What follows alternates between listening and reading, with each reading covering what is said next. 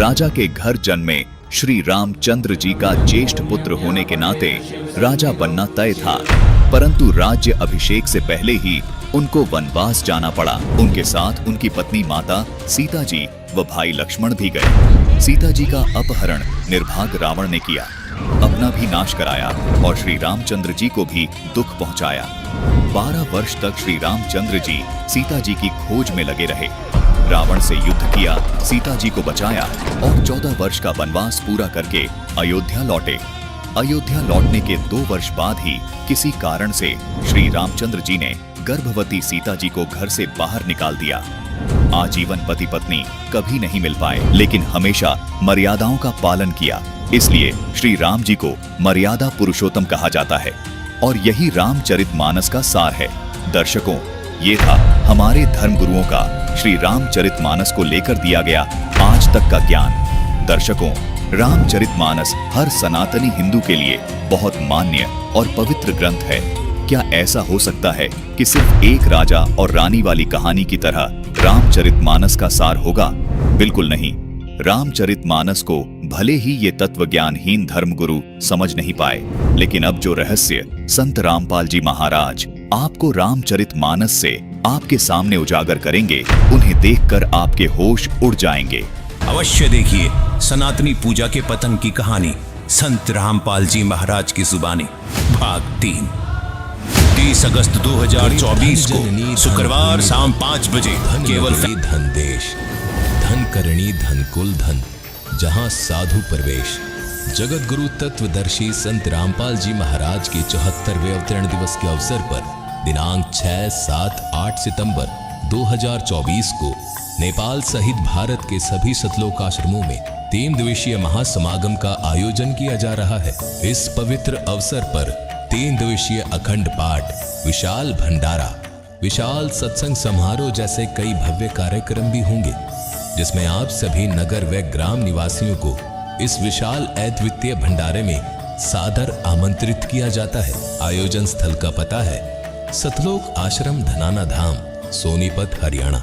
इस कार्यक्रम का सीधा प्रसारण सुबह 9:15 बजे से दोपहर 12:15 बजे तक साधना टीवी चैनल, संत रामपाल जी महाराज यूट्यूब चैनल और स्पिरिचुअल लीडर संत रामपाल जी महाराज पर भी देख सकते हैं।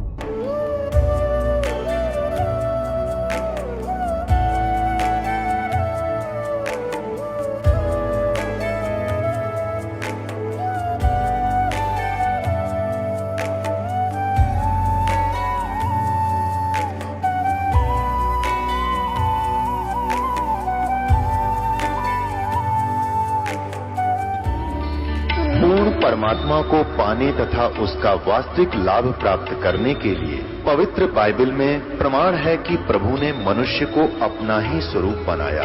6 दिन में सृष्टि रचकर 7वें दिन विश्राम किया। कुरान शरीफ में प्रमाण है कि हजरत मोहम्मद को खुदा स्वयं कह रहे हैं कि मैंने तुम्हें उस परमात्मा की महिमा बताने के लिए भेजा है। वो परमात्मा कबीर है जिसने 6 दिन में सृष्टि रची तथा 7वें दिन तख्त पर जा विराजा। उसकी खबर किसी बाखबर से पूछकर तो देखो। कृपया अवश्य सुनिए जगत गुरु तत्वदर्शी संत रामपाल जी महाराज के अमृत वचन। क्या बताते हैं कि राजा राम की कार उलंघी, गई सीता लंक मझारे, और सेतु बंधा, सेना जब उतरी वो चढ़ गए पद्म अठारे। कहने का भाव ये है कि जैसे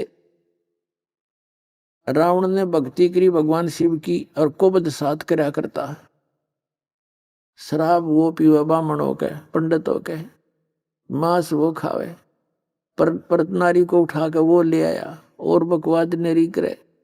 भक्ता की ये काम होया कर, उसका तो नाश होया कर। आखिर में वैसे भक्ति करे, भक्ति वाला फल अलग है, वो भी साथ में लेगा फिर। लेकिन कबीर परमेश्वर की शरण माने के बाद, इस ज्ञान के समाने के बाद आप बकवाद चाह कभी नहीं कर पाओगे। देख लेना, आपको इतनी हेट बनन लग जाएगी अंदर में, और तभी हम सफल होंगे। तो वो भक्ति करा करते किसकी? काल की। और काल के तो ये वो है पहले तो उसकी वाह वाह करवा दी, सोने की लंका भी दे दी, सारा ठाठ दे दिया, फिर बकल तरवा दिया। लेकिन कबीर साहब आपको सीम ऐसा रखेगा ना मर्यादा में, बिल्कुल पटरी से गाड़ी नीचे उतरी गद मद, फिर क्या रह गया। कहते हैं राजा राम की कार उलंगी। अब ये जो मर्यादा है आपको बताई जाती हैं, इनको ऐसे समझ लेना जैसे लक्ष्मण रेखा थी। राजा राम यानी वो दोनों भाई श्री रामचंद्र जी और लक्ष्मण जी वनवास में, साथ में सीता थी। और वहां एक उन्होंने बगीची बना रखी थी सीता ने। एक मर्ग आ गया माया का, सोने का मर्ग बनकर, स्वर्ण का, और उस बाड़ी को तोड़ने लग गया, उसकी फुलवाड़ी को। जब सीता ने कहा कि ये मर्ग बहुत अच्छा है, मुझे बहुत प्यारा लगता है, और इसको पकड़ के लाओ, जिंदा या मुर्दा। अब रामचंद्र जी ने कहा लक्ष्मण से कि मैं जाता हूं, तू यहीं रहते, और यहाँ ध्यान रखना क्यों यहाँ राक्षस लोग रहते हैं जंगल में, कुछ सीता को हानि ना कर दे। तू आइए ना मेरे पीछे, क्यों दूर भी जाना पड़ जाए तो भाग लिया। इसने कह दिया लाओ, नातान नहीं खाऊं मैं। तो इस तरह की जो हमने पीछे गलती कर ली, अब नहीं करनी चाहिए, उनको दोहराना नहीं चाहिए। इन से ये शिक्षा मिले। सीता ने कहा इस मर्ग को लाओ, अन्यथा मैं अन्न पानी ग्रहण नहीं करूंगी। अब लक्ष्मण रामचंद्र जी बुद्धिमान तो होते ही हैं, आम आदमी इतनी ताकत रखे है जो थोड़ी बहुत पिछले पुनकर्मी प्राणी होते हैं। लक्ष्मण से कहा था कि मैं जाऊं हूं, जहां तक कोशिश होगी लाऊंगा इसको, लेकिन तू आइए मत, एकली ने छोड़ के इसने। और यदि आना भी पड़े तो इस ऐसे मंत्र है, इसको बोलकर चारों तरफ निशान इसके अलग रेखा खींच के आना, और इसको बता देना इसे बाहर नहीं जाओ। अब कहते हैं ना, आत्मा को कुछ आभास हो भी जाता अपनी थोड़ी बहुत आने वाली आपदाओं का, या कोई अच्छे सुगन बन जाते हैं, अपसुगन भी बन जाते हैं। रामचंद्र जी चले गए, काफी दूर तक वो तो नकली था, माया का था, छुप गया।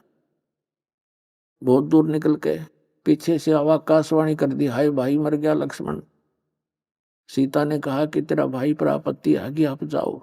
लक्ष्मण ने कहा मैं नहीं जाऊंगा, मेरे भाई पर कोई आपत्ति नहीं, के युद्ध हो रहा है। तो उसने बहुत अपशब्द कह दिए सीता ने अपने देवर को कि तू ये चाहता तेरा भाई मर जाए, तो तेरी नीत में दोष लगा है। विवश हो गया वो महापुरुष। उसने कहा ठीक है माता, इस चारों तरफ मैंने एक लाइन लगा दी है, इससे बाहर मत जाना, इतनी दया कर दी हमारे पे। लक्ष्मण के जाने के बाद तुरंत रावण आ गया सीता उठाने के लिए। उन्हीं का षड्यंत्र था। उसका मामे का नाम मारिच था, वो मारिच सिद्धि युक्त था, और वो मृग बन के ऐसे धोखा देकर उनको दोनों को कुटिया से दूर ले गया था। रावण आया एक साथ दो रूप बना के आटा मांगन खाते रहे भोजन लेने के लिए। तो सीता ने कहा कि महाराज जी आ जाओ, यहाँ के ले जाओ कुटिया के पास से। रावण निकट आया तो उसमें से लपट निकली रेखा से, सिद्धि युक्त थी वो। रावण 10 कदम पीछे गया, अन्यथा जल जाता सारा। उसने कहा माई भिक्षा देनी है तो यहाँ कर दे, साधु संतों के साथ मजाक नहीं किया करते। सीता को भी नहीं पता था यह सचमुच इतनी प्रबल रेखा है। अब सीता ने अपनी सोच से जो सोचा वहां जीव मार खाता है। सीता ने सोचा कि फर्क पड़ा है, महात्मा जी हैं, अभी आटा देकर अभी आ जाती हूं। लेकर आटा यानी जो भी कुटिया में उपलब्ध था भिक्षा अन्न, और रेखा से बाहर जाकर कहा ले महाराज जी। महाराज जी ने तो यहाँ से पकड़ दी हाथ और गेर ली कंधे पे, लंका में जा पटकी 9 लखा बाग में मारा जब चिल्लाती। तो पुण्यात्मा वो को बड़ी बूझ थे, मूर्ख थे, यूं कह गए थे इस तो बाहर मत जाइए। तो हम अपनी जीव सोच से जब मर्यादा भंग करते हैं तब आपत्ति मोल ले लेते हैं। कितना जुल्म हुआ, करोड़ों आदमी मर गए वहां पर, करोड़ों जीव मर गए आपस में लड़ बढ़ के। जब वह सीता वापस आई तो ये जो मर्यादा दास आपको बताता है, इस काल ने समझ लो आपके पाप कर्म समझो, काल समझो, ये होता है रावण, आत्मा सीता, और मर्यादा जो आपकी है ये लक्ष्मण रेखा समझ लेना। इससे बाहर जाते काल कभी भी आपका पहुंचा पकड़ लेगा और जा पटकेगा नरक के अंदर। तो कहते हैं जब तक हंसा हमारी आना और काल लगे नी तेरा बन। परमात्मा ने कहा है कि हे काल, जब तक ये जीव मेरी मर्यादा में रहेगा तो इसके निकट नहीं आ सकता। तो काल ने कहा था कि सबसे पहले मैं इसकी मर्यादा ही खंड करवाऊंगा। उसने ये विचार कर रखा है कि पहले इसका नाम तोड़वाऊं और फिर इसको सजा दे सकता हूं, वैसे तो नहीं दे सकता। तो पुण्यात्माओं ऐसे बहुत से उदाहरण हैं। और गरीबदास साहिब जी ने कहा है कि सतगुरु शरण में आके, इस कबीर परमेश्वर की शरण में आने के बाद धर्मराज डर कैसा, धर्मराज का भी भय खत्म कर देता ही है परमात्मा। और इन भूत बात पितर पिशाचों की तब बातें छोड़ दो, इनका मतलब है कि निकटाने का। जैसे एक भक्त कह रहा था जी, मैं, वैसे तो बहुत से ऐसे प्रमाण हैं, मैं अपनी बहन के यहां चला गया, किसान है वो, और बहन के जमीन अच्छी थी और वर्षा होगी, मैं अपने भी बैल लेकर वहां चला गया उसकी मदद कराने के लिए, हल से उसकी जमीन में को जोतने के लिए। मेरी दूसरे खेत में ड्यूटी लग गई और जो बहन हुई था वो दूसरे खेत में अपने बैल लेकर चला गया। वो उधर बा रहा था, मैं उधर सवा रहा था। तो वहां एक खेतों में लेट होती है, छोटी सी जोड़ी, तालाब जलाशय छोटा सा, पशुओं के पानी स्टोर कर लेते हैं, वर्षा से हो जाता है कुछ, या नहरों से भर लिया करते हैं। वो कहने लगा वहां में थोड़ी सी दूरी पर वो जोड़ी थी, उसमें चला गया वैसे घूमने फिरने, बैलों को बांध दिया वृक्ष के नीचे।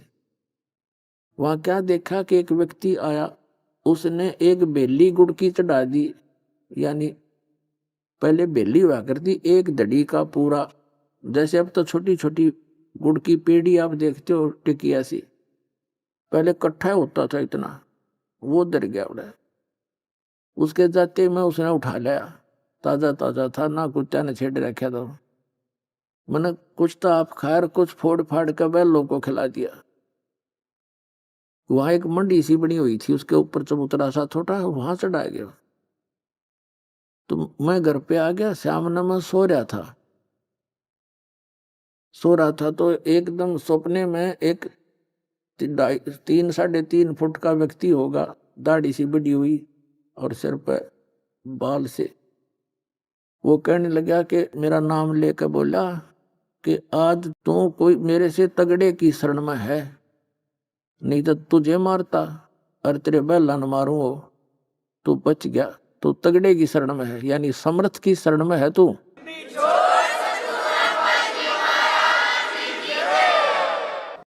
और वो कह रहा था मैं डर रहा, इतना कसूता, आंख खुली एकदम, पसीना आ रहा मेरा। फिर मैं उठ कर मैंने मेरा जो बहन हुई था वही बहन आ गई, उनसे जिक्र करा कि ऐसे ऐसे मैं वहां गुड़ चढ़ा रखा था किसी ने, एक मड्डी है अकाछा, वो गुड़ मन ने भी खा लिया और बैलों को खिला दिया। और आज सपने में एक ऐसा दिखा, इतने कद का व्यक्ति, मुसलमान टाइप सा था वो। तो वो कहने लगा तो मेरे से तगड़े की शरण में था, नहीं तो तुझे मारता और तेरे बैला न मारूं, मेरी बसाई नहीं तो तू के जिंदा रह जाता। तो उसकी मेरी बहन का मुंह खुला खुला रह गया, अरे डकम में इतने वो गुड़ खा लिया उसका, कहाँ गुड़ खा लिया तारे पीर का, वो तो पीर है और उसने तो गढ़े वैसे चटक कर रखे हैं, वहां तो कोई छूता भी नहीं, उसके आसपास तो कुछ भी होता रहे, तू बचा क्यों करे। तो बोला बेबे मन बहन मुझे मालूम है मैं क्यों कर बचा, थारे समझ में आओ ना, मेरी बात मानो को नहीं तुम।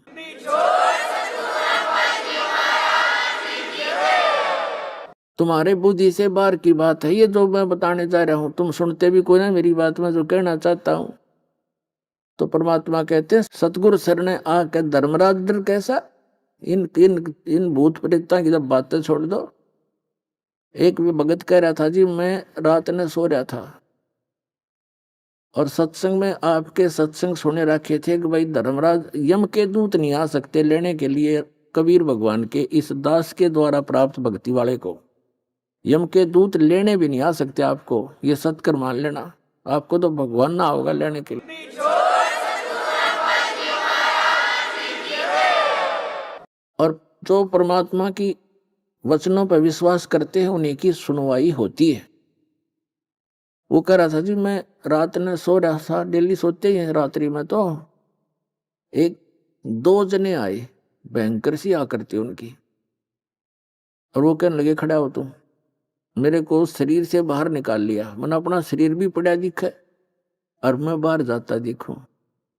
अब चल तुझे बुलाया है। मैं उनके साथ साथ हो लिया।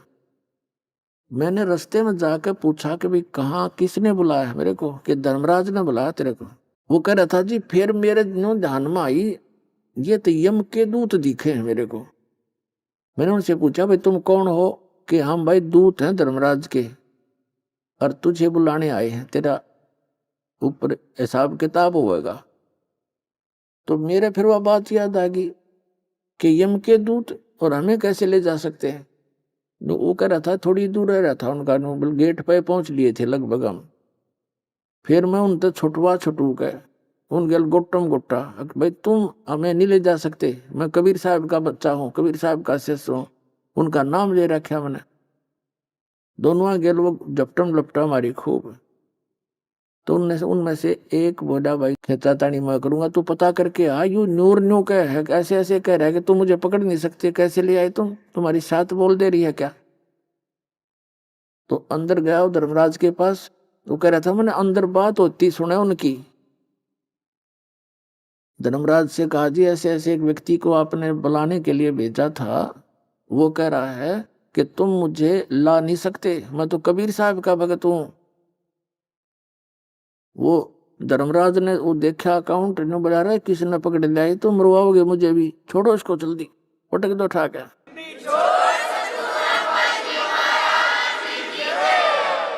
वो ने वो वहीं से पटक दिया मेरे को ऊपर। तो मैं न्यू आऊं जैसे ऊंचे स्थान से छलांग लगाते हैं जब कलेजे में गुदगुदी सी होती है, नो गुदगुदी सी होती है और मेरे एकदम, और आते में शरीर का मां पड़ गया, फंस गया नो। और फिर एकदम पसीना रहा आ मेरा, हाथ पैर काम नहीं करें कति, अलाऊं टलाऊं 5 मिनट तब मेरे हाथ पैर भी नहीं हले।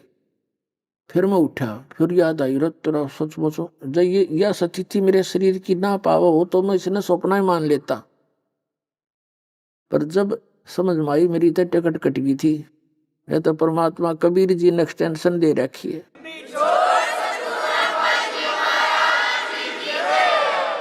सतगुरु शरणा आके धर्मराज डर कैसा। धर्मराज के कहते हैं चित्रगुप्त के कागज की रू मेटू सकल बखेड़ा। इस चित्रगुप्त यानी इस धर्मराज के कागज पाट दूं, सतगुरु जो चावे सो कर ही। कबीर साहब के विषय में गरीबदास जी कह रहे हैं सतगुरु जो चावे सो कर ही, 14 कोट दूत जम डर ही, ऊत भूत जम त्रास निवारे, और चित्रगुप्त के कागज पाड़े। आपके कर्म के लेख कबीर साहब मिटा सकता है। जम जो राजा से डरे, मिटे कर्म के लेख, अदली असल कबीर हैं ये कुल के मालिक एक। अब कबीर परमात्मा जो हैं ये हमारे कर्मों के अंक का भी, जो पाप कर्म है उनका भी नाश करके नए अंक लिख देंगे आपके भाग्य में। तो अब प्रसंग चल रहा है वो सुनाते हैं आपको। अब क्या बताते हैं भाई, 33 करोड़ यज्ञ में आए, 88 सारे। 33 कोट यज्ञ में आए, 88 सारे। वो 12 कोटि वेद के वक्ता, सुपच का शंख बजा रे, मन तू पावे गया अपना किया रे।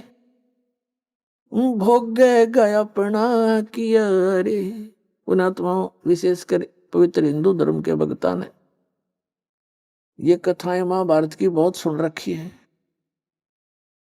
और अब क्या कर रखा है इन वर्तमान के चतुर लोगों ने, मूल ग्रंथों से वो व्याख्याएं कुछ छुपा दी, प्रकाश में नहीं आ रही, आगे जो बना रहे हैं मूल में एज इट इज है वह रखी है नो की नो।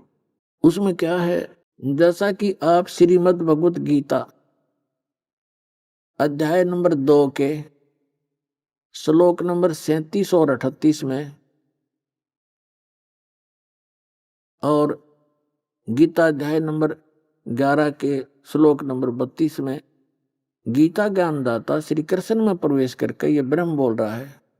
और अभी तक की जो श्री कृष्ण को मान रहे थे कि श्री कृष्ण ने गीता का ज्ञान बोला, ये तो पीएचडी का काम होता है, ये जो सदग्रंथों को समझना। और जब आम बालक समझ ले तो फिर इस दास की जरूरत क्या थी। ये कह श्री कृष्ण ने बोला, श्री कृष्ण ने तो कह का भी नहीं पता गीता में बोला क्या था। मैंने आपके सामने बहुत बार प्रमाणित कर रखा है, आगे भी करेंगे। अब इसे इतना ही है कि श्री कृष्ण के अंदर प्रवेश करके युग काल बोल रहा था। इसने कहा था कि अर्जुन तेरे दोनों हाथों में लड्डू हैं, यदि तू युद्ध में मारा गया तो स्वर्ग प्राप्ति होगी, और विजयी हुआ तो भाई ते इसको इंद्रप्रस्थ का यानी राज्य भोगेगा, पृथ्वी का शासन भोगेगा, आनंद लेगा। और फिर क्या कहता है कि तू लाभ हानि को छोड़ के और जय पराजय की इच्छा छोड़कर युद्ध कर ले। इस प्रकार युद्ध करने से तू पाप को प्राप्त नहीं होगा, तुझे पाप नहीं लगेगा। और फिर 11वें अध्याय के 32वें श्लोक में कहा कि अर्जुन तू तो निमित्त मात्र है, ये तो मैंने जो करना ही है। तो कहने का भाव ये है कि महाभारत का युद्ध हो गया, करोड़ों व्यक्ति मारे गए, बहनें विधवा होगी, बच्चे अनाथ हो गए, विधवा बहनें हाहाकार मच रहा, रो रही हैं अपने पतियों को जो युद्ध में मारे गए।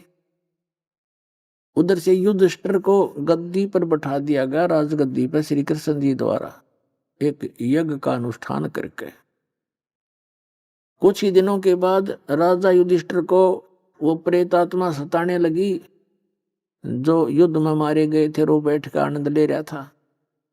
ऐसी सतिथि होगी नो बैठ जा, आंखें फटी फटी सी रह जाए, ऐसे पागल की तरह देखो।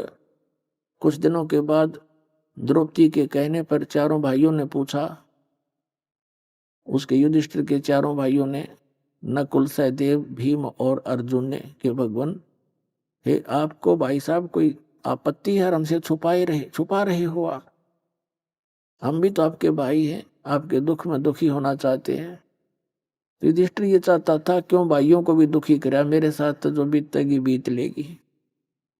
अंत में उसने बता दिया कि मेरे को रात्रि में नींद नहीं आती, एकदम आंखें खुल जाती हैं, भयंकर सी आकृति दिखाई देती है, कटे हुए सिर का धड़ ऐसे भागते हुए आते दिखाई देते हैं, हाहाकार मची दिखाई देती है, और मैं बेचैन हो जाता हूं, अन्न भी अच्छा नहीं लगता। श्री कृष्ण जी पांडवों के गुरु थे। दूसरे अध्याय के 7वें श्लोक में अर्जुन खुद कहता है कि भगवान मैं आपकी शरण हूं, आपका शिष्य हूं, आप मेरे गुरु जी हैं। मेरी अकल काम करना बंद कर गई, मेरे हित में, हमारे हित में जो हो वो वचन बोलना। और वो था काल उसमें, और वो कृष्ण मान रहा था। श्री कृष्ण ऐसा जुल्म नहीं कराता। तो कहने का भाव ये है कि जब श्री कृष्ण जी के पास गए उस समय काल नहीं था श्री कृष्ण जी में, कृष्ण जी फ्री थे। तब श्री कृष्ण जी से सारा दुख बताया, आपत्ति का कारण जाना।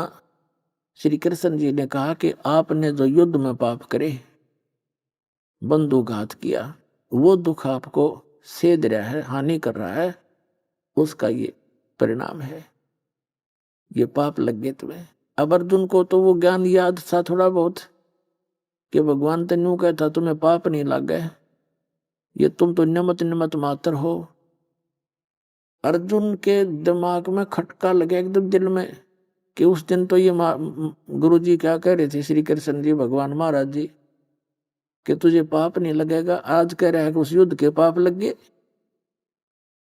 और श्री कृष्ण जी ने तुरंत ही बता दिया था समाधान इसका कि एक अश्वमेघ यज्ञ करो। उस अश्वमेघ यज्ञ में पूरी पृथ्वी के भक्तों को आमंत्रित करो और अपने रिलेटिव को सबको बुलाओ और एक 5 मुख का शंख लाओ।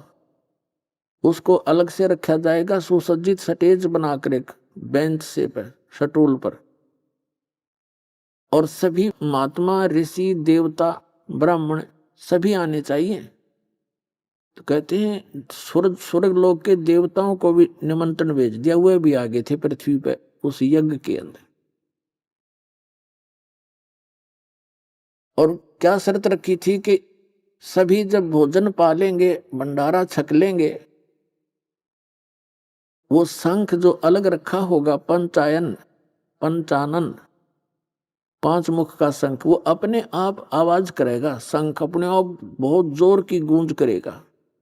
अगर वो शंख आवाज कर देगा तो समझ लेना कि आपकी यज्ञ संपूर्ण होगी और आपका संकट निवारण होगा। और शंख नहीं बजा तो आपकी शंख परिपूर्ण हुई नहीं, भगवान ने मंजूर नहीं हुई, संकट बना रहेगा। अब इतने लाखों करोड़ों व्यक्तियों को, अरबों व्यक्तियों को जमाना था, भोजन कराना था, तो उसमें पैसा तो लगना ही था।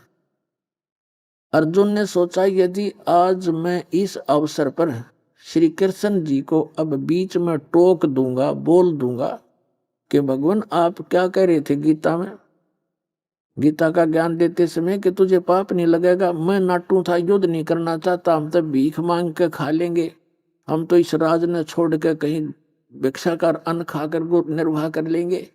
युद्ध नहीं चाहते, बहनें विधवा होंगी, बच्चे अनाथ हो जाएंगे, बुरा हाल होगा इनका। और पुरुषों के मरने के बाद औरतों को दुष्ट लोग तंग किया करते हैं, यहाँ तक विचार करके मना कर दिया था।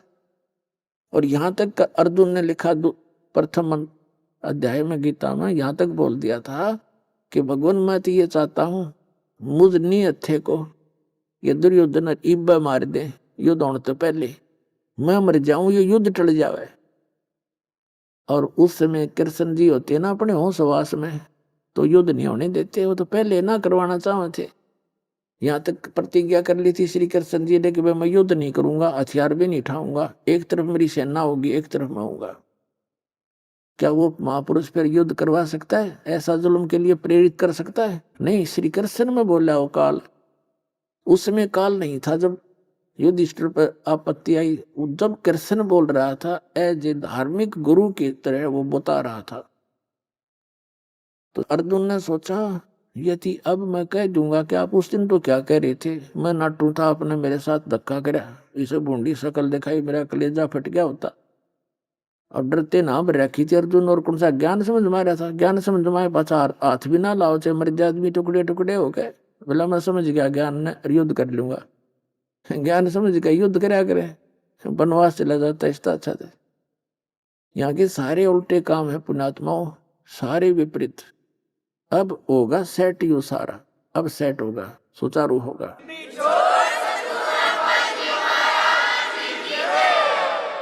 तो अर्जुन ने सोचा यदि मैं अब बीच में टोका टाकी करूंगा, बोलूंगा, तो युधिष्ठिर जी नो सोचेंगे कि भाई मेरे संकट निवारण में खुश नहीं है, क्योंकि इसने पैसा खर्च होता दिखा है।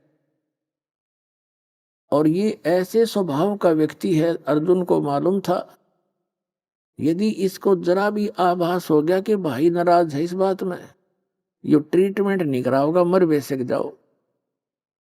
इस डर से अर्जुन ने कहा जी जो आप कहोगे, आपका शिरोधार्य है, करेंगे जो आप कहोगे करेंगे। वो तैयारी कर दी, दिन निश्चित कर दिया।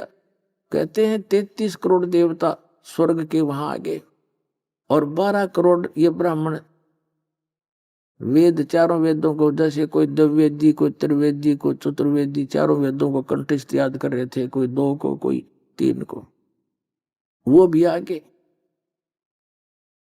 88,000 ऋषि और 56 करोड़ यादव जो श्री कृष्ण जी के वंशज थे और अर्जुन के वो रिलेटिव थे, क्योंकि अर्जुन को श्री कृष्ण की बहन सुभद्रा का विवाह कर रखा था, उसका पति था, तो सारे यादव उनके रिलेटिव थे। 56 करोड़ यादव, 33 करोड़ देवता, 12 करोड़ ब्राह्मण, 88,000 ऋषि, और भंडारा शुरू हो गया।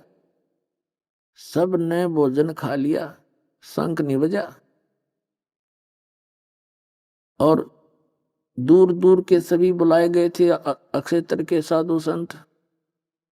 जिस साइड में कबीर परमेश्वर का भगत था, परम भक्त सुदर्शन जी, पुण्यात्माओं, परमात्मा कहते हैं चारों युग में संत पुकारे, को के कहा हम हेल रे, हीरे माणक मोती बरसे, यो जुग जुगता डेल रे। चारों युग में आए परमात्मा कबीर जी। सतयुग में सतसुकृत ऋषि के नाम से, त्रेता में मुनिंद्र ऋषि के नाम से, और द्वापर में वो करुणा में नाम से ऋषि के नाम से आए हुए थे। ऐसे लीला करते हैं परमात्मा, जैसे कलयुग में की थी वो एक लीला ऐसी ही करते हैं प्रत्येक युग में। कमल के फूल पर, सरोवर में खिले हुए कमल के फूल पर शिशु रूप धारण करके प्रकट होते हैं, सतलोक से आते हैं अपने निज स्थान से। वहां से एक वाल्मीकि परिवार था जो निसंतान था, वो उठा ले गए घर पे। वहां उनकी परवरिश होने से वाल्मीकि कहलाए। सतयुग में तो ऋषि थे वो, और त्रेता में मुनिंद्र ऋषि, द्वापर में वाल्मीकि जाति में, जैसे अब कलयुग में जुलाहा जाति से प्रकट के कारण जुलाहा प्रसिद्ध हुए थे, उसमें वो वाल्मीकि प्रसिद्ध हुए थे। नाम उनका करुणा में था। उनका एक शिष्य था सुपद सुदर्शन, वो भी वाल्मीकि था, उसी वर्ण में थे। वो उनको सही समझ सका था और सतलोक देख कर वापस आया था।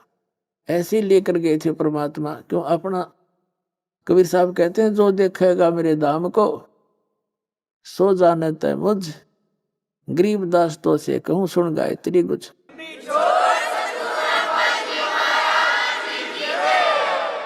उस अक्षेत्र में, जिस अक्षेत्र में वो वाल्मीकि यानी सुदर्शन रहता था, करुणा में जी का शिष्य, कबीर जी का शिष्य, उधर भीम की सेवा लगाई थी निमंत्रण देने की। तो भीम गया वहां पर सुदर्शन जी के कुटिया पे और उससे कहा, महाराज जी, महात्मा जी, ये भगत जी, मैं राजा युधिष्ठिर का भाई हूं, भीम मेरा नाम है, और हमने एक यज्ञ करी है, उस यज्ञ में आप आइएगा, आपका निमंत्रण है राजा युधिष्ठिर की तरफ से।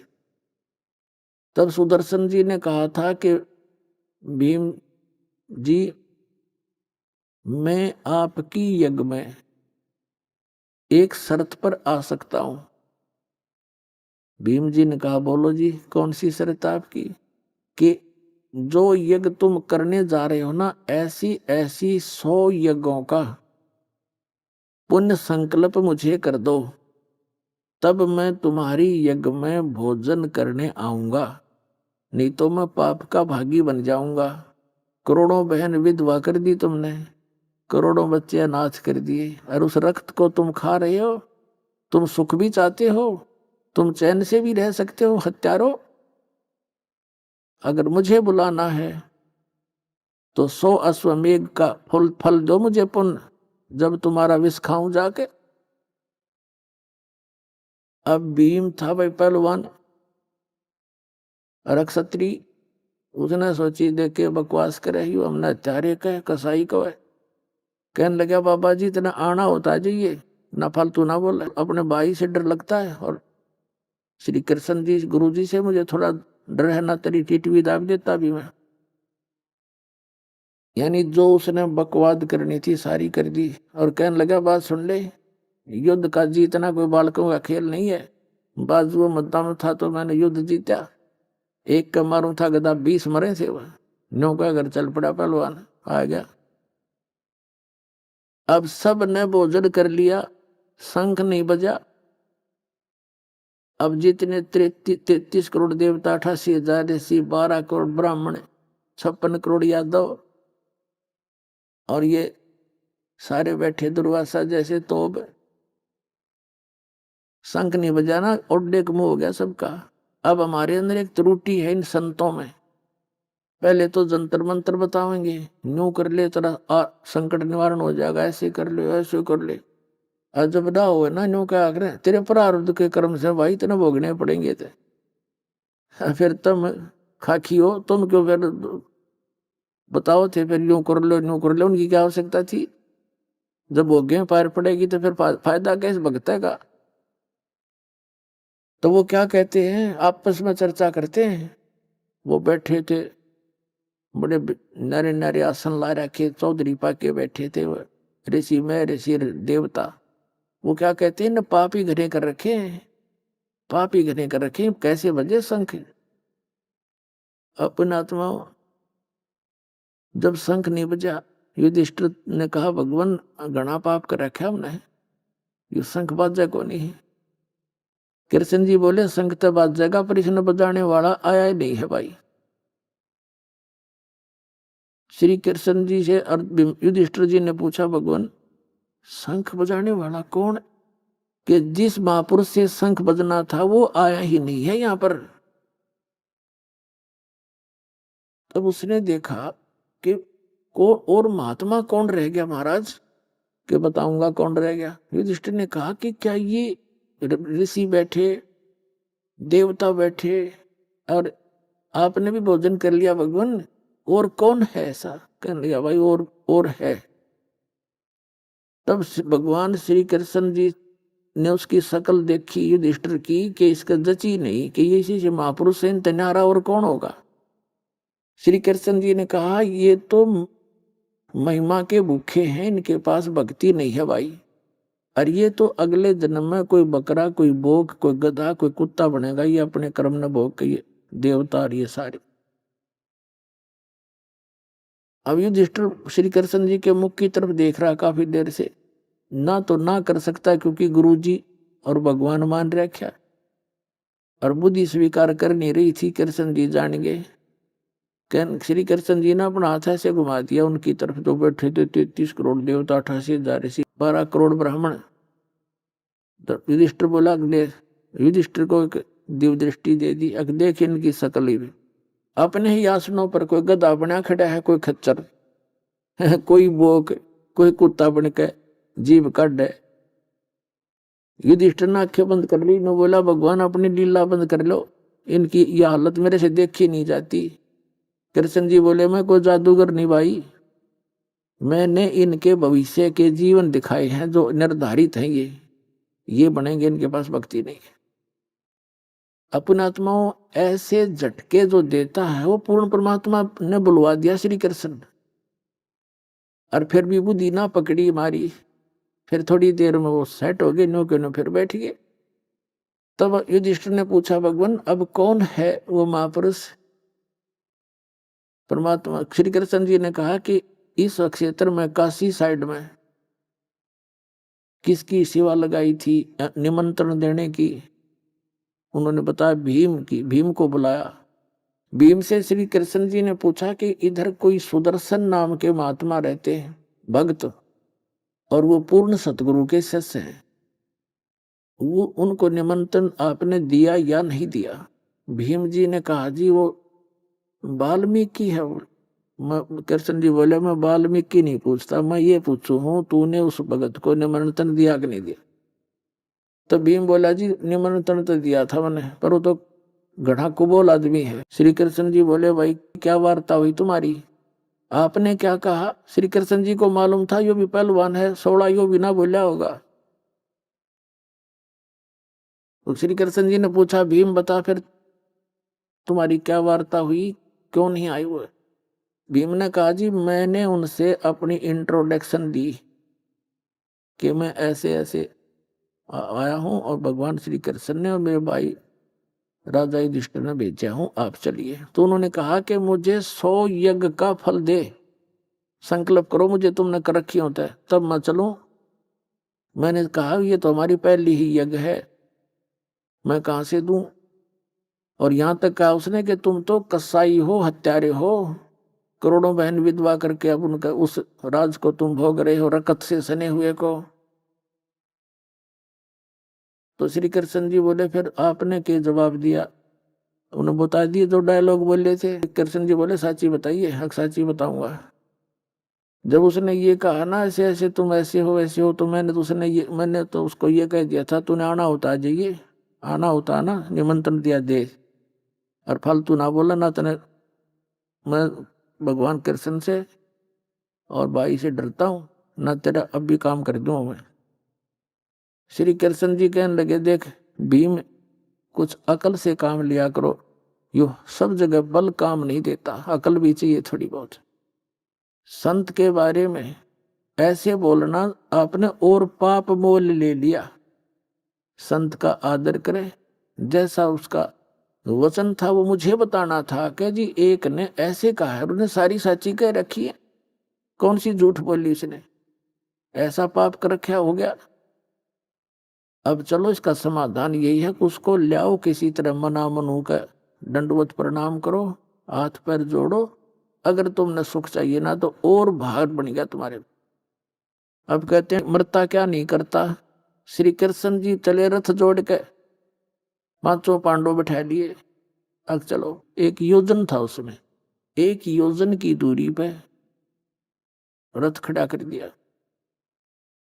रथ साथ साथ आ रहा है पीछे, और आप पैदल चल पड़े। और जाते ही अब उधर से क्या हुआ कि सुदर्शन जी ने अपने पूज्य गुरुदेव करुणामय जी से कहा कि आज ऐसे ऐसे राजा युधिष्ठिर का भाई आया था और मैंने उसको ये शब्द बोल दिए, गुरुजी गलती तो नहीं होगी। परमात्मा ने कहा बेटा तने बात तो सारी सच्ची कही है, और उनकी यज्ञ पूर्ण को नहीं हुआ है, वो फिर आऊंगे तेरे पास। अब श्री उस वाल्मीकि घर में जन्म था सुदर्शन जी का। अब सुदर्शन जी ने सोचा ये फिर सिर में दर्द करेंगे, तू खिसक जाए यहां से। वो झोपड़ी छोड़ गए और निकल गया सैर सपट्टे को 15-20 दिन के लिए की तरफ प्रोग्राम बना गया। अब परमात्मा कहते हैं अपने भगत की इज्जत भगवान रखे, और उधर से उनका काम भी करना था, उनका काम होना ही नहीं था। सुदर्शन जाले हो तो भी ना होना था वो। तो परमात्मा बैठ गए सुदर्शन रूप बना के, और सारे जब पांचों पांडव और छठे कृष्ण भगवान जाके पहुंचे वहां पर दंडवत प्रणाम किया उसने श्री कृष्ण जी ने मुकुट समेत। जब श्री कृष्ण जी ने प्रणाम किया था उन पांडवों की के हिम्मत, वो तो भी घिघी बंध रही थी उनकी तय। पांचों पांडवों ने दंडवत प्रणाम किया। अब भीम भी दंडवत प्रणाम करता हुआ सोचता रहा था भैया बूंदी बड़ी हंसते आड़े तो डींग पार के गया था, यही मत्था टेकना पड़ गया। पर कोई बात ना, काम बढ़ना चाहिए, बुद्धिमान इसी को कहते हैं। सुदर्शन रूप में परमात्मा खड़े हुए और कहा राजन हे भगवान, इस गरीब की झोपड़ी पर कैसे आना हुआ आपका? श्री कृष्ण जी ने कहा कि भगवान आप तो जानी जान हो, अंतर्यामी हो,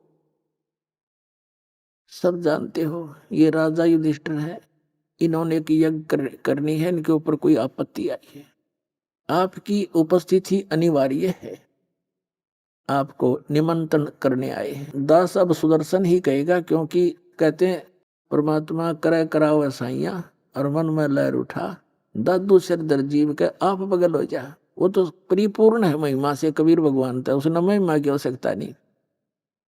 जैसे यहाँ को राजा रूजा बन के महिमा बना गे रामकृष्ण हृदय से, उसने तो धानक को आया जुलाहा बन कर आया, क्योंकि वो समर्थ है। उसने क्या जरूरत दरबाई आडम्बर में पा देने की। तो वहां अपने भगत का रूप बना कर बैठ गए। तो अब दास सुदर्शन ही कहेगा। यहाँ पर वो सुदर्शन रूप में बैठे परमात्मा ने, सुदर्शन जी ने कहा पुणात्माओं, आपने जो अभी तक ज्ञान सुना था ना, वह ज्ञानड़ी थी, ज्ञान नहीं था। और अब यू ज्ञान है, यू तोब का गोला है, सारा काम अज्ञान का नाश करता चलेगा। कबीर साहब कहते हैं और ज्ञान सब ज्ञानड़ी, कबीर ज्ञान सो ज्ञान, और जैसे गोला तोब का करता चला मैदान। अभी तक इनकम्प्लीट ज्ञान सुना था।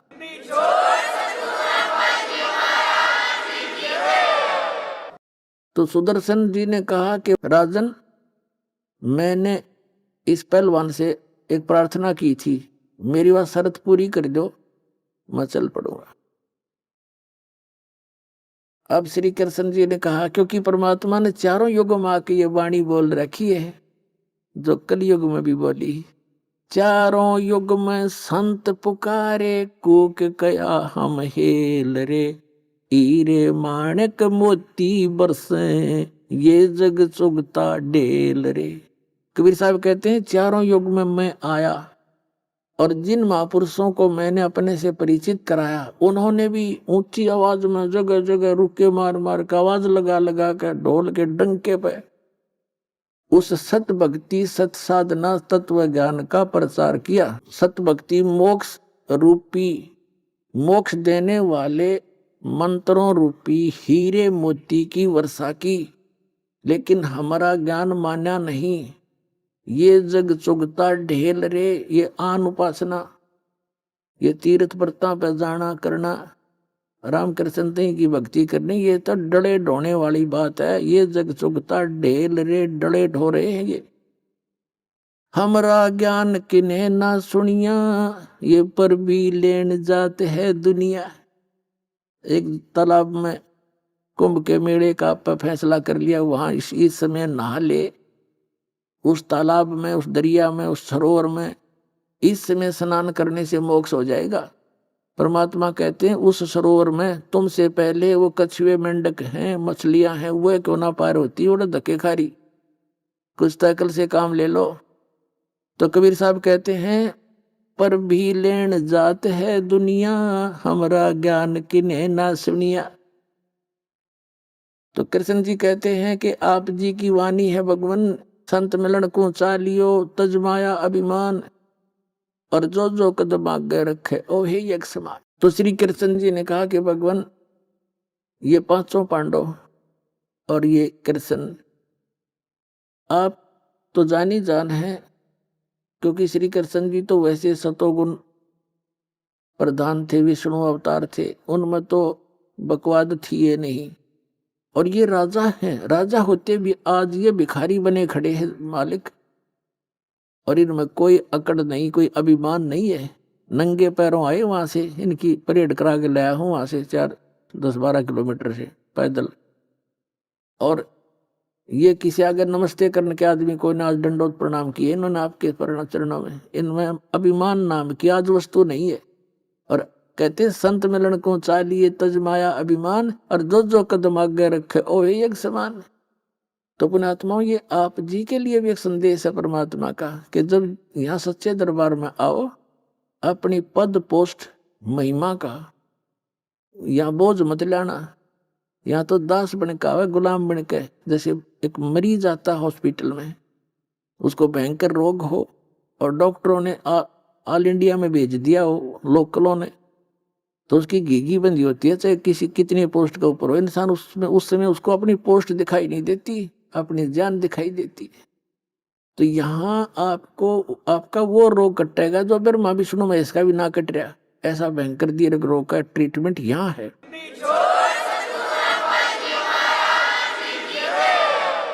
इसलिए परमात्मा ने कहा कि यहाँ आवे तो कति बालक बन के आवे।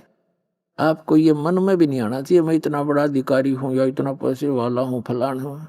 या तो 2 दिन की बकवाद है, या फूक निकली हरिया माटी जिसके तुम इतना अभिमान करते हो, इस पर गधे लोटा करेंगे, फूक देंगे, रेत बन जाएगा। इसका कोई यूज नहीं। इन बकवादों का इस भक्ति मार्ग में कहीं रोल नहीं है और ना रहना चाहिए। कहते आधीनी के पास है ये पूर्ण ब्रह्म दयाल, मान बड़ाई मारियो बेअदबी सरकाले। विभिक्षण का भाग बडेरा, दासातन आया तिसनेरा, दासातन आया विश्वे बीसा, जाको लंक देई बख्शीसा। ऐसा दासातन है भाई, लंक बख्शते वार न लाई। आधीनी जिसके पास है विभीषण अधीन था, सच्चा भगत था। उसमें मुनिंद, यह लंबी कथा फिर बतावांगे, क्योंकि ये सारा ही काम बिगाड़ रखे न। तो राम नाम की गाड़ी नौनी इतनी एक्सीडेंट कर रखी है क्या पिछाड़ में भी ना आती कौन सी गाड़ी टूट रही है। दास इसकी डेंटिंग पेंटिंग करके और तैयार करी है। इन्होंने कोई भक्ति नहीं छोड़ रखी।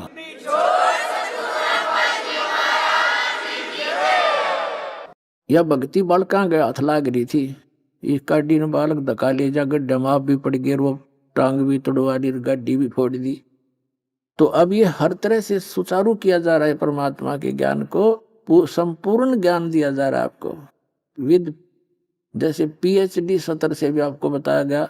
गीता जी का ज्ञान किसने बोला? ये आध्यात्मिक मार्ग की PhD है। और फिर वो वास्तविक भक्ति मंत्र कौन से है, कहाँ प्रमाण है? ये PhD इस भक्ति की, इस दास के अतिरिक्त या उन महापुरुषों के अतिरिक्त जिनको भगवान सीधे मिले थे, तो उसी परमात्मा ने इस दास पर दया करी है आप बच्चों के लिए।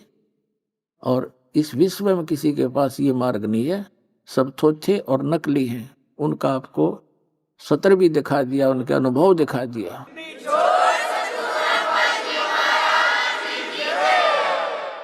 तो कहते हैं आधीनी के पास है पूर्ण ब्रह्म दयाल, मान बढ़ाई खत्म कर दियो बेअदबी सरकाल। जो बकवाद करते हैं यहाँ के भी बैठन में नखरे करें, फलान में खान पीन में, कहते हैं यहाँ दास बनकावे, रिहर्सल करे यहाँ पर अपने इस मन पापी ने ठीक करने की। और बालक भी कहते जी उठो यहाँ से, यहाँ बैठो, अच्छा भाई ये बैठा। यानी इस मन में एम नहीं आने दे। एम जो यहाँ भी काल बैठा है, तो फिर भक्ति कहाँ समाओगी आपके अंदर? एडजस्टमेंट करना सीखे। दुख में दुखी हो दूसरे, कोई भाई के पास रजाई नहीं मिली किसी कारण से, तो एडजस्ट करे का जा, इस पर लेट लेंगे, दोनों टाइम पास कर लेंगे, तो साथ दूत ऐसे होया करें। नहीं तो फिर उसे हो जैसे वो हर की पैड़ी पे ये तीनों गुण के पुजारी, नान के ऊपर लड़का मर गया, मैं पहले नहाऊंगा, हम पहले नहाएंगे, वो नाना गए भूल और कत्लेआम कर डाले। अभी आपने सुने संत रामपाल जी महाराज के मंगल प्रवचन। आइए अब सुनते हैं संत रामपाल जी महाराज जी से नाम दीक्षा लेकर सतभक्ति करके अद्भुत लाभ प्राप्त करने वाले अनुयायियों के विचार। नमस्कार दर्शकों, इस पृथ्वी पर जन्मे सभी संत, महंत और महापुरुषों ने इस संसार को दुखों का घर बताया है। वास्तव में तो जब से हम सभी आत्माएं पूर्ण परमेश्वर से बिछड़े हैं, तभी से ही हम दुख, दर्द, कष्ट का सामना कर रहे हैं। करनाल हरियाणा के रहने वाले राजेश जी भी उन्हीं दुखी लोगों में से एक थे।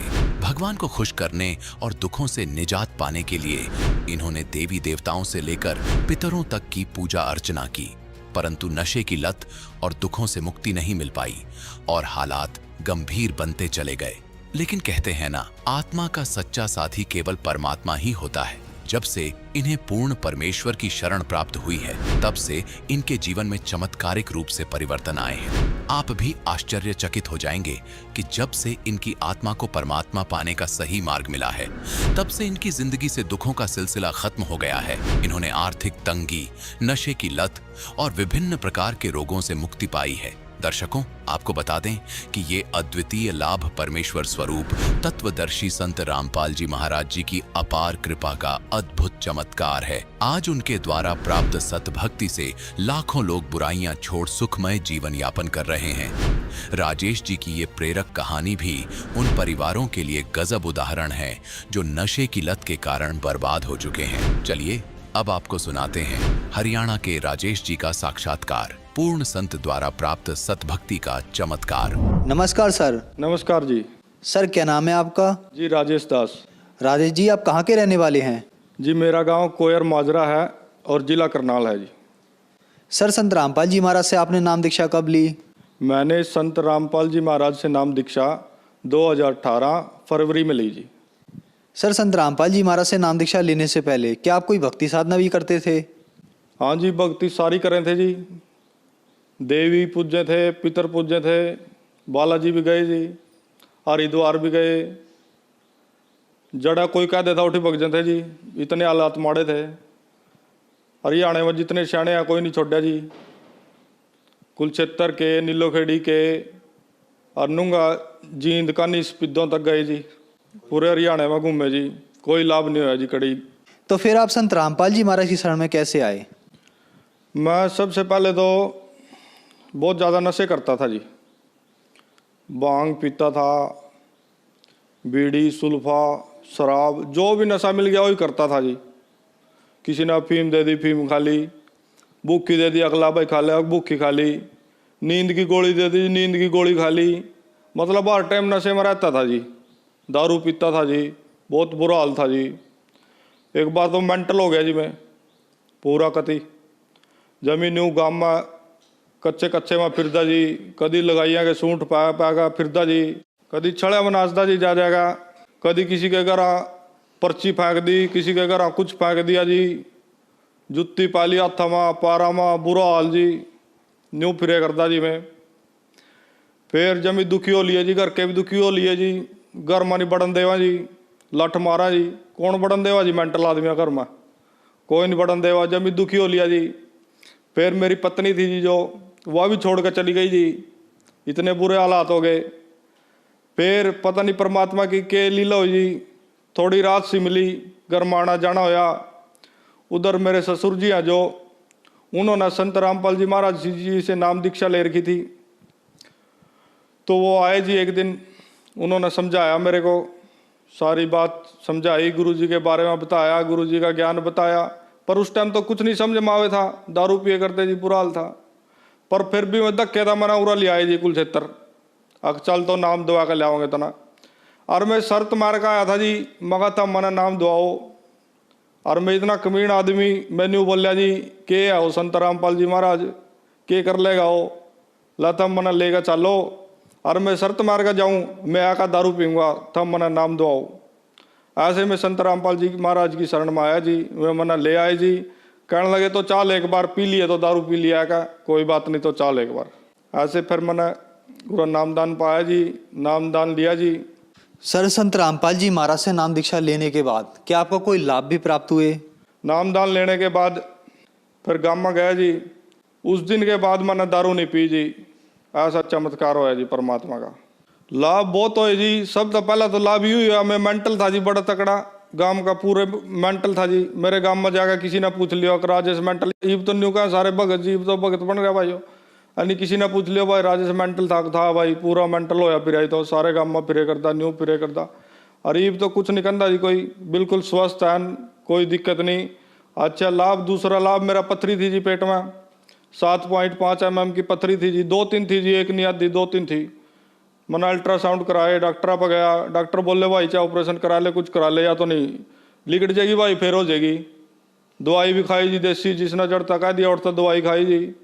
मेरा मतलब आए महीना दर्द हो रहा था जी, एक हफ्ता मैं काम पर नहीं जाऊँ था, एक हफ्ता पूरा दर्द रह रहा था जी, चाहे मैं टिक्के लवाऊँ, चाहे मैं गोली खाऊँ, चाहे कुछ करूँ जी, मेरा दर्द नहीं बंद हो था जी एक हफ्ते था पहला। फिर संत रामपाल जी महाराज जी का नाम लेने के बाद मेरा बोर्ड का दर्द नहीं होया जी, ना वो पथरी रही जी, केबरा कड़ा गई जी, मना नहीं बेरा लगा उसका, कड़ा गई जी वहाँ। तीसरा जी मेरे कोठे ऐसे थे जी, एक कोठा था जी मेरा कमरा घर का रहने का, जिसमें रह कर दे, उसी में ही बनाए कर दे जी, उसी में खाए कर दे, सारा सामान उसी में था, मतलब एक पैर धरने की जगह नहीं थी जी। अच्छा वो टुपके करता जी, ऊपर था कट्टे बांध बांध का काम चला रखा था। ये परमात्मा ने ऐसी दया करी जी, लंटर वाले मकान बनवा दिए, बढ़िया फर्श लगा दिया जी, सारे काम एसी फैसी टिच पिच करवा रखा सारा काम जी। मेरा लड़का जी रोहित, उसका दौरा पड़े करता जी, दौरा पड़े करता तो वो बंद हो गया जी, रामपाल जी महाराज जी का नाम लेने के बाद वो बिल्कुल बंद हो गया जी। और आज बिल्कुल काम है, सोना काम चल रहा है जी, बढ़िया, बल्कि मैं सरकारी ठेकेदारी का लाइसेंस बनवा लिया जी, मना परमात्मा की पूरी दया हो रही जी। सर, पहले आप सभी देवी देवताओं की पूजा करते थे, लेकिन फिर भी आप दुखी थे, लेकिन आपने संत रामपाल जी महाराज से नाम दीक्षा ली, आपका सारा नशा छूट गया और आपकी जो मानसिक टेंशन थी वो भी ठीक हो गई। तो संत रामपाल जी महाराज ऐसी कौन सी भक्ति बताते हैं कि सभी देवी देवताओं के जाने के पास भी आप ठीक नहीं हुए, लेकिन संत रामपाल जी महाराज के पास आने के बाद आप ठीक हो गए? हाँ जी, संत रामपाल जी महाराज जी शास्त्र अनुकूल भक्ति साधना बतावा जी, जो हमारे शास्त्रों में लिख रही, जो हमारी गीता जी में लिख रही, वेदों में लिख रही, गुरु ग्रंथ साहिब में लिख रही जी, पवित्र कुरान में लिख रही। ये लोग पढ़ दे नहीं जी, क्यों, कौन पढ़ा, इतनी मोटी मोटी किताब कौन पढ़ेगा जी। ये हमारे गुरुजी ने टाइम काटा, पढ़े, शास्त्र पढ़े, सारा प्रमाण दिया जी, शास्त्र अनुकूल मारता भक्ति बताई जी। अब शास्त्र अनुकूल भक्ति था तो लाभ होएगा ही जी। सर क्या संत रामपाल जी महाराज ब्रह्मा विष्णु महेश की भक्ति छुड़वाते हैं? ना जी, संत रामपाल जी महाराज ब्रह्मा विष्णु में इसकी कोई भक्ति नहीं छटवाते, बस उनको पूजने का सही तरीका बताते हैं जो हमारे शास्त्रों में, जो हमारी गीता जी में लिखा हुआ है जी। कहीं जाने की आवश्यकता नहीं है, कोई दिमाग पर प्रेशर लेने की जरूरत नहीं है, ना कोई टेंशन लेने की जरूरत नहीं है। बिल्कुल संत रामपाल जी महाराज जी की शरण में आओ, कहीं से भी कोई भी संत रामपाल जी महाराज का शिष्य दिखा, उससे पूछो, उससे बात करो, उससे फोन नंबर ले, आगे कांटेक्ट करो, नाम ले जी, और सारे नशे का पंडा छटवाओ जी, और घर में बरकत करवाओ जी। धन्यवाद सर। धन्यवाद जी।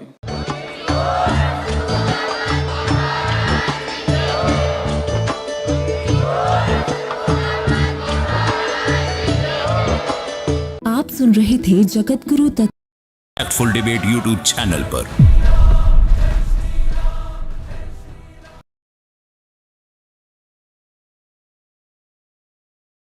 चंद्र जवान हुए तब उनका विवाह सीता जी से हुआ। राजा के घर जन्मे श्री रामचंद्र जी का ज्येष्ठ पुत्र होने के नाते राजा बनना तय था, परंतु राज्य अभिषेक से पहले ही उनको वनवास जाना पड़ा। उनके साथ उनकी पत्नी माता सीता जी व भाई लक्ष्मण भी गए। सीता जी का अपहरण निर्भाग रावण ने किया, अपना भी नाश कराया और श्री रामचंद्र जी को भी दुख पहुंचाया। 12 वर्ष तक श्री रामचंद्र जी सीता जी की खोज में लगे रहे। रावण से युद्ध किया, सीता जी को बचाया और 14 वर्ष का वनवास पूरा करके अयोध्या लौटे। अयोध्या लौटने के 2 वर्ष बाद ही किसी कारण से श्री रामचंद्र जी ने गर्भवती सीता जी को घर से बाहर निकाल दिया। आजीवन पति पत्नी कभी नहीं मिल पाए, लेकिन हमेशा मर्यादाओं का पालन किया। इसलिए श्री राम जी को मर्यादा पुरुषोत्तम कहा जाता है और यही रामचरितमानस का सार है। दर्शकों, ये था हमारे धर्म गुरुओं का श्री रामचरितमानस को लेकर दिया गया आज तक का ज्ञान। दर्शकों, रामचरितमानस हर सनातनी हिंदू के लिए बहुत मान्य और पवित्र ग्रंथ है। क्या ऐसा हो सकता है कि सिर्फ एक राजा और रानी वाली कहानी की तरह रामचरितमानस का सार होगा? बिल्कुल नहीं। रामचरितमानस को भले ही ये तत्वज्ञानहीन धर्मगुरु समझ नहीं पाए, लेकिन अब जो रहस्य संत रामपाल जी महाराज आपको रामचरितमानस से आपके सामने उजागर करेंगे, उन्हें देखकर आपके होश उड़ जाएंगे। अवश्य देखिए सनातनी पूजा के पतन की कहानी संत रामपाल जी महाराज की जुबानी।